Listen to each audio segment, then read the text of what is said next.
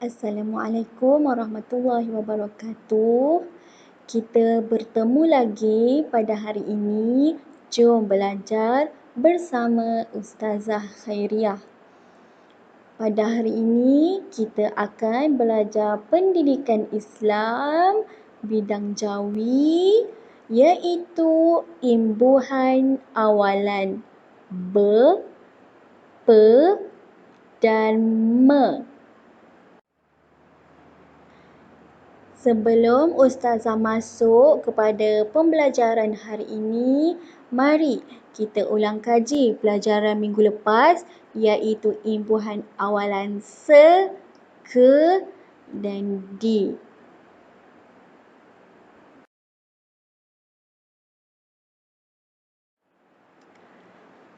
Ustazah perhatikan masih ada lagi yang belum faham dan yang kurang faham, dan ada yang masih belum dapat menjawab dengan betul. Okey, kita ulang ya.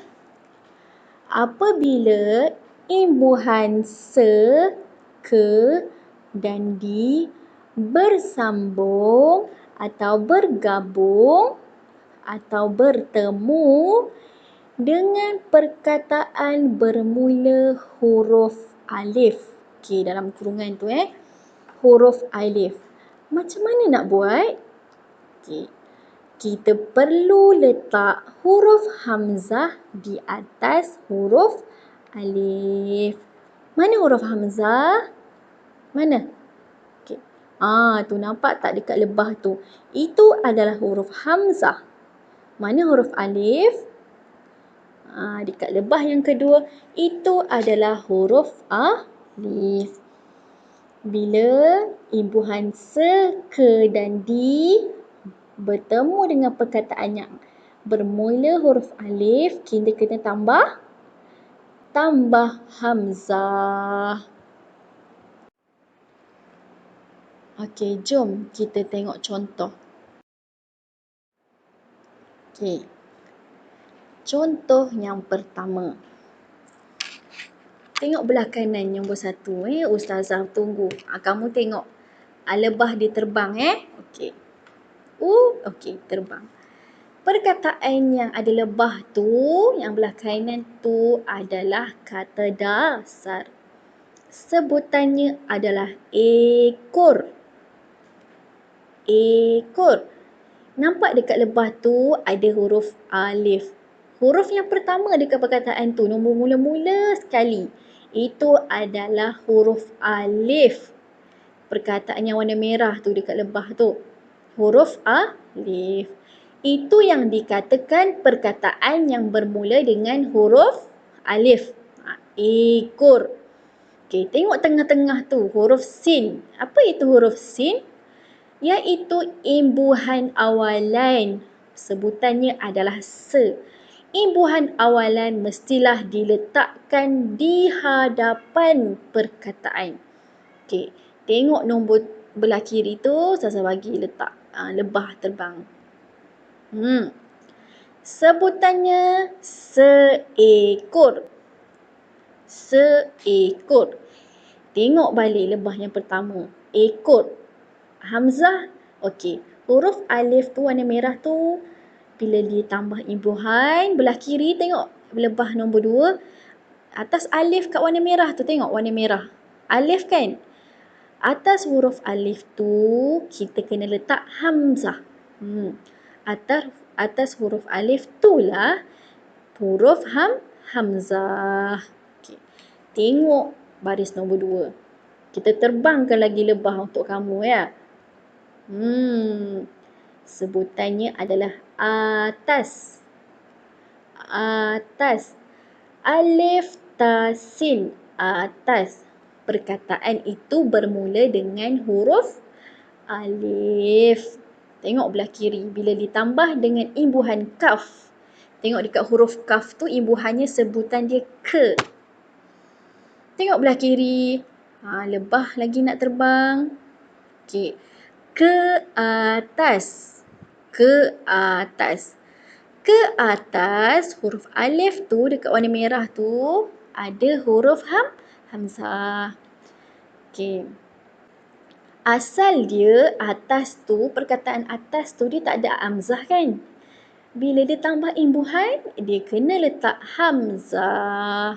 Okey, seterusnya ambil. Huruf alif juga di hadapan perkataan itu huruf alif ditambah dengan imbuhan awalan di menjadikan ia sebutannya adalah diambil. Alif tu ada hamzah.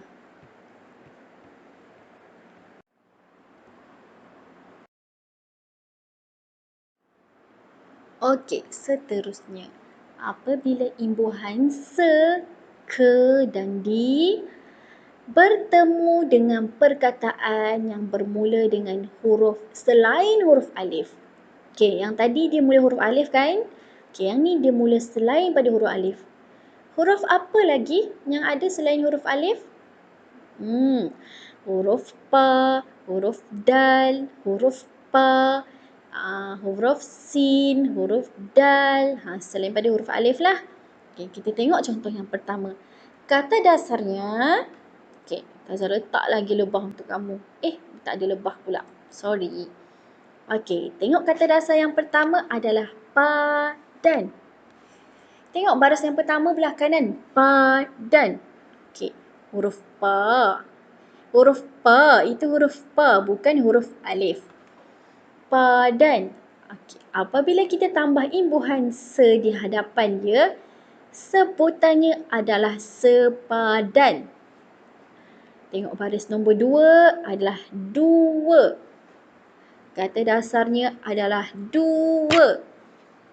Bila kita tambah imbuhan awalan ke, dia akan jadi kedua. Kedua. Okay. Sama juga baris yang ketiga, potong. Okay. Potong tu kita tambah di depannya imbuhan di. Sebutannya adalah dipotong. Okey, faham? Selain daripada huruf alif, mesti sama sahaja. Tidak ada perubahan ataupun tidak ada penambahan apa-apa.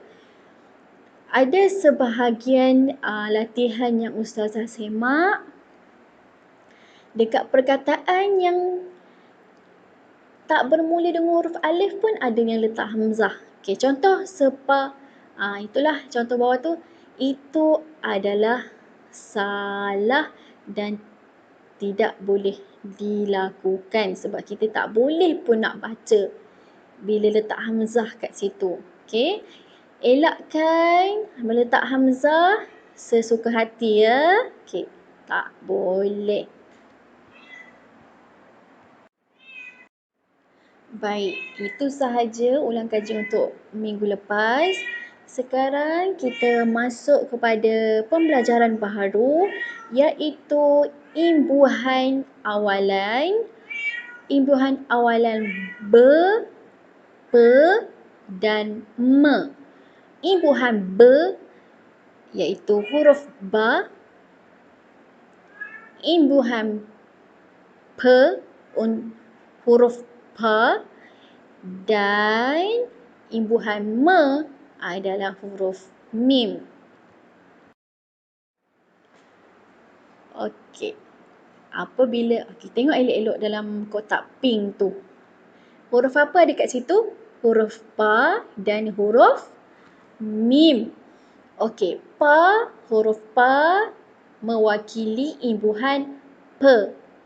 Huruf mim mewakili imbuhan me.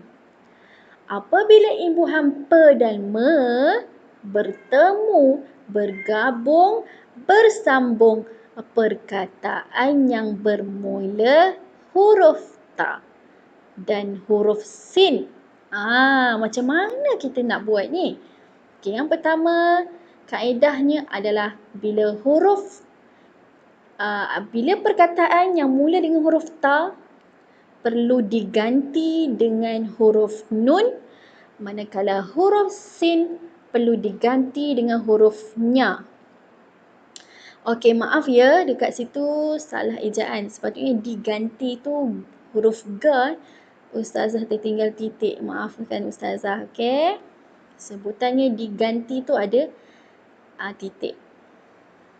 Okey, kita tengok contoh. Apa maksud Ustazah ni ganti-ganti ni? Kita tengok contoh seterusnya. Tengok contoh yang pertama.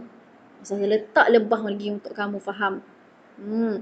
Tengok lebah yang pertama tu, kata dia adalah tabur. Perkataan dia tu nampak mula dengan huruf apa tu? Huruf ta. Huruf ta. Bila perkataan yang bermula dengan huruf ta, kita nak tambah dia imbuhan. Kita nak tambah kat depan dia huruf mim, imbuhan me. Jadi dia akan jadi, tengok lebah yang kedua. Maafkan saya salah lagi. Tengok belah kiri tu. Bila kita tambah imbuhan me, dia akan jadi menabur. Menabur.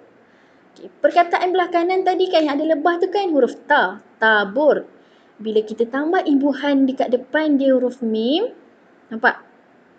Ta tu digantikan dengan huruf nun. Kita tak guna dah huruf ta. Kita ganti dia dengan huruf nun. Menabur. Tengok baris yang kedua. Tabung. Tabung. Perkataan tu huruf apa mula-mula tu? Ya, bagus. Huruf ta.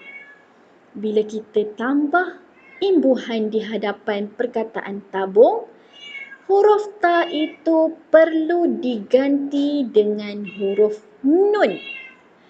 Jadi dia menabung. Menabung. Okay. Macam mana pula perkataan kalau mula dengan huruf sin? Tengok nombor 3, baris ketiga. Sapu.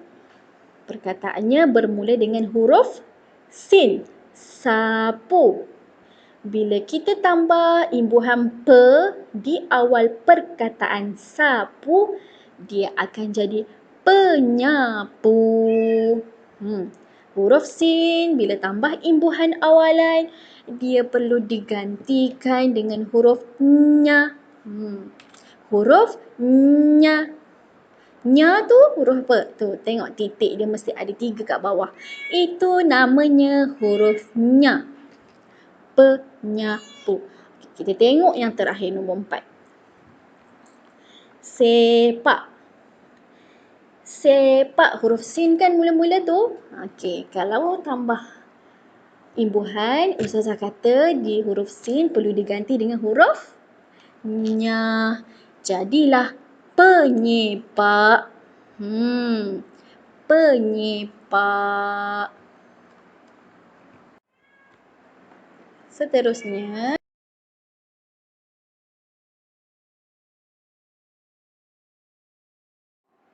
kata dasar yang pertama tu, baris pertama tu kerja. Perkataan warna merah tu kerja. Kerja. Okey, sebutannya kerja. Tambah imbuhan be. Nampak tu huruf ba di tengah-tengah tu, itu imbuhan be. Kita tambah imbuhan be tu di hadapan kata kerja tu. Sebutannya sama. Bekerja. Tak payah tambah apa-apa. Sama je. Cuma tambah je balik. Tulis je balik. Ba, kaf, ra, ja, alif. Bekerja. Tengok baris kedua. Kebun. Kebun. Okay, kita tambah imbuhan pe di hadapan. Dia menjadi pekebun. Tengok baris ketiga, lihat.